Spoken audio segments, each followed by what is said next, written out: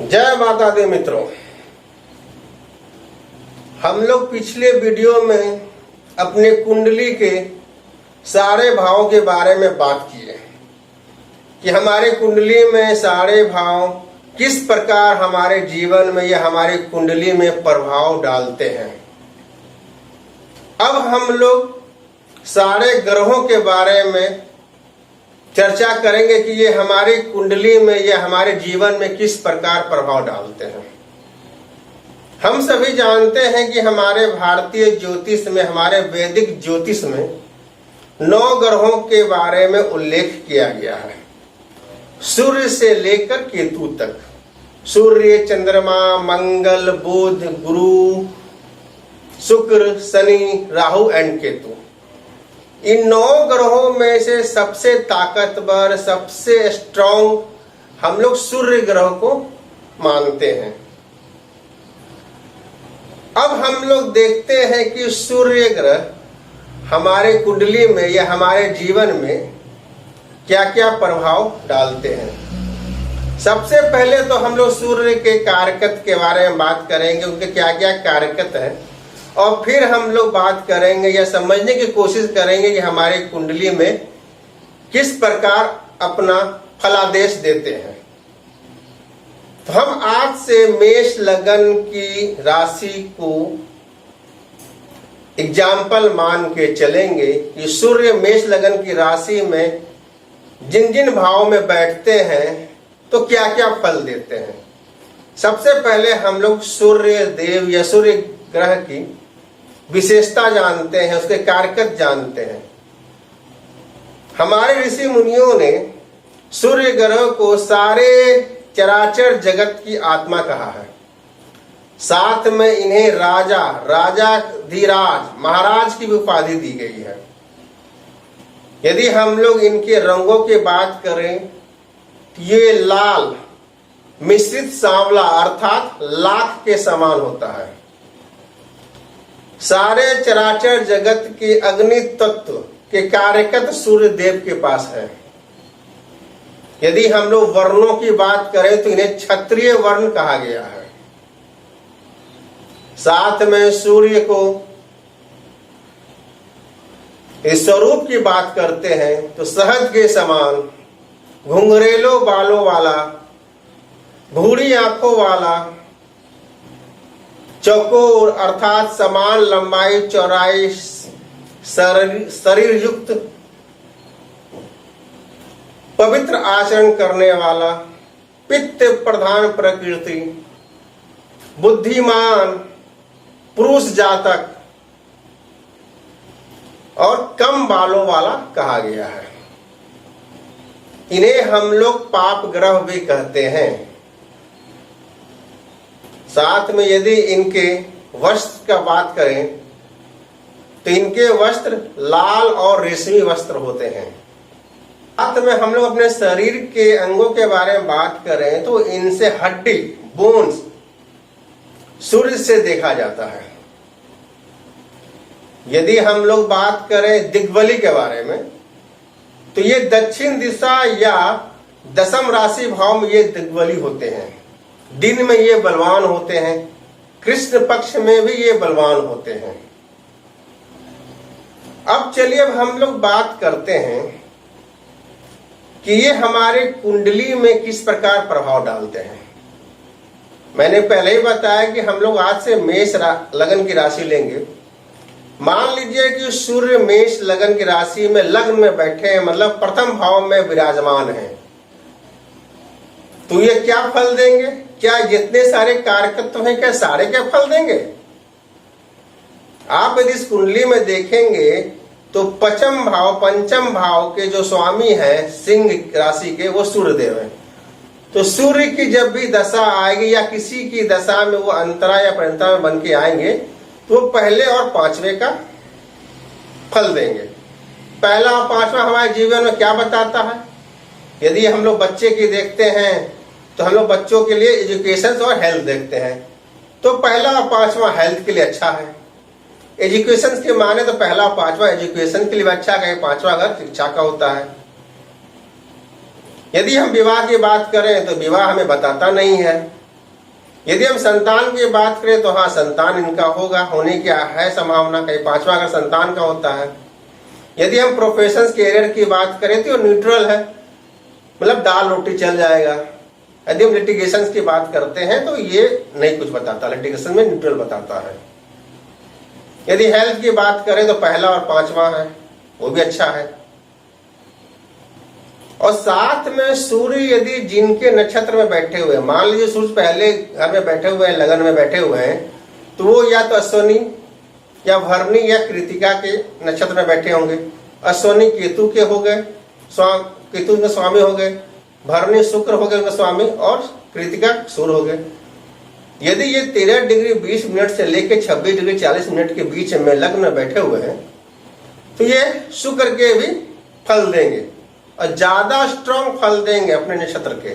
मैं पहले भी बता चुका हूं कि सबलोट स्ट्रॉन्गर देन नक्षत्र, नक्षत्र स्ट्रॉन्गर देन प्लेनेट। तो शुक्र हमारे मेष लग्न राशि में सूर्य दूसरा घर और 7वां घर बता रहा है। और यदि शुक्र जाके 11वें घर में बैठ जाते हैं तो 2 7 11, मतलब जातक की सूर्य की दशा, अंतर्दशा, पंचदशा में शादी होने की भी संभावना प्रबल बनती है। यदि हम लोग कैरियर प्रोफेशंस को देखते हैं तो कैरियर प्रोफेशंस भी इनमें अच्छा रहेगा इस दशा में, अंतराय मुक्ति में। यदि हम लोग बच्चे की बात देखते हैं तो बच्चे हमें कुछ बताते नहीं हैं, लिटिगेशन भी कुछ नहीं बताता है। प्रकाश सूर्य यदि लग्न में 26 डिग्री 40 मिनट से लेकर 30 डिग्री के बीच में बैठे हुए हैं, तो वो अपने ही नक्षत्र मतलब कृतिका में बैठे हुए हैं, तो वो एक अपना फल और अपने नक्षत्र मतलब खुद का फल भी देंगे। 1 5 1 5, तो मैं पहले ही बता चुका हूं कि क्या क्या फल देंगे। अब मान लेते हैं कि मेष लगन की राशि में यदि सूर्य दूसरे भाव में बैठे हों तो क्या फल देंगे।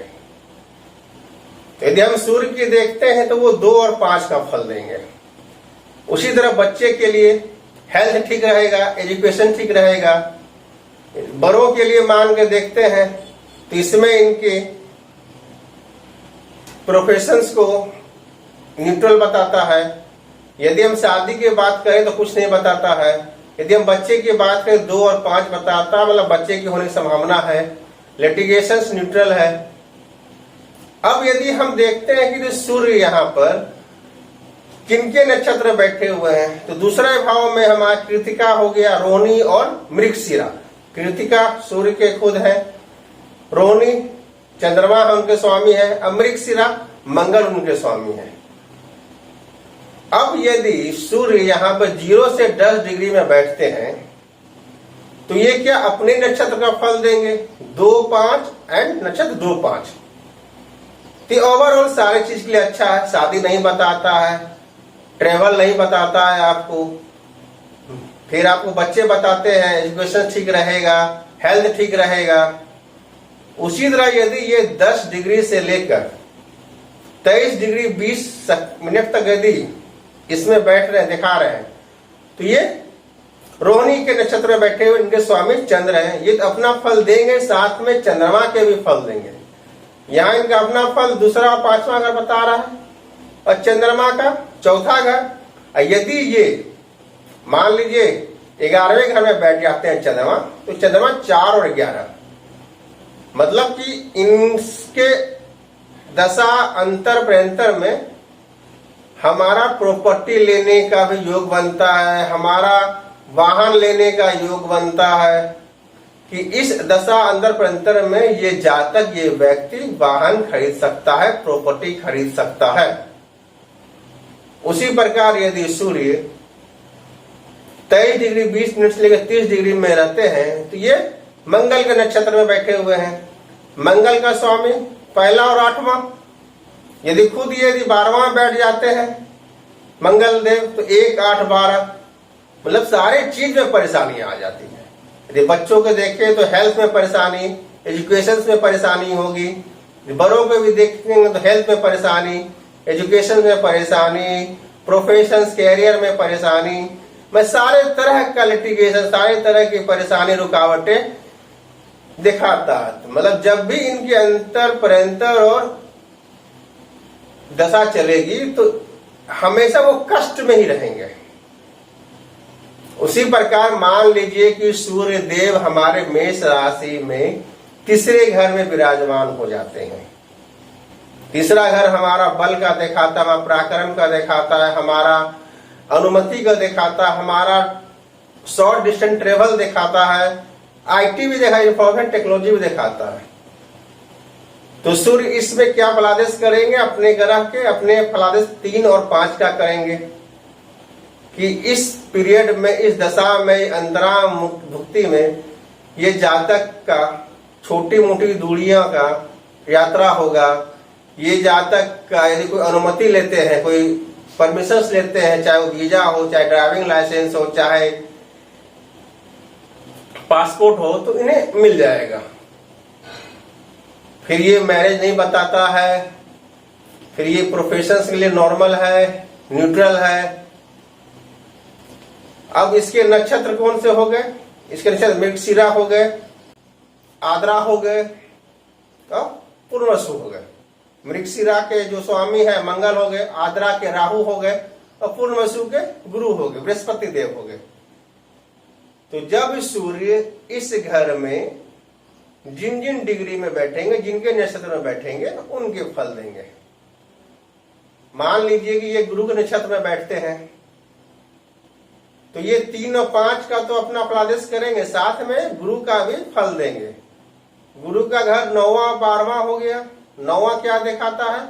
हमारे लॉन्ग डिस्टेंस को दिखाता है, ट्रेवल को दिखाता है। 12वां भी हमारा फॉरेन लैंड दिखाता है, फॉरेन सेटलमेंट दिखाता है, लंबी दूरी की यात्रा दिखाता है।